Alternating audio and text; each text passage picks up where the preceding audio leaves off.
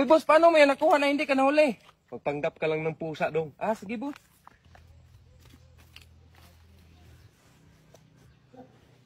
Hoy, sino yan? Ay, pusa ako! Pusa ako! Uy, dong!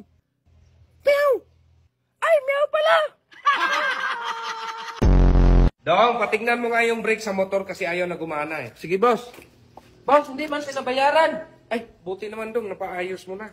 Ay, paayos pa pala yun, boss. Akala ko patitigan lang. Ay, sus, Mariusip dong. Boss, ito na yung card ko. Bida, patingin.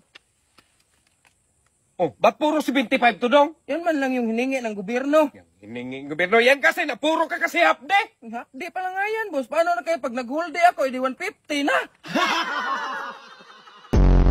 Grabe yung bahay ng kaibigan mo, boss. Pagdating ko pa lang, pinagalitan agad ako. Sa gwardya. Ay di, sa aso. Tapos bigla kong dinakma. Sa aso. Ay di, sa gwardya. Tapos nung umalis ako, boss, kinagat talaga ako. Sa aso. Ay di, sa gwardya, boss. Ano ba talaga? Sa aso, gwardya? Dong, kapag may magtanong na pangit, huwag mong sagutin, ha? Dong, ha?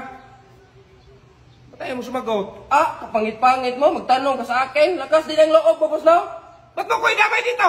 Ikaw man lang pangit dito.